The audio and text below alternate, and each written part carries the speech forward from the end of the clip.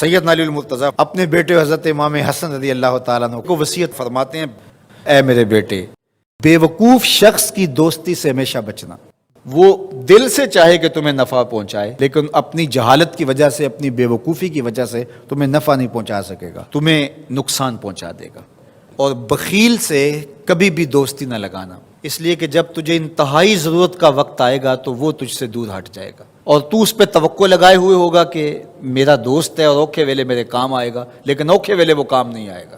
اور برے شخص سے کبھی دوستی کا رشتہ نہ جوڑنا، جو فاسق و فاجر ہے، برا شخص ہے، بدکار ہے، اس سے دوستی نہ رکھنا، اس لیے کہ وہ بہت تھوڑی قیمت میں تجھے بیچ دے گا۔ اور آخری بات،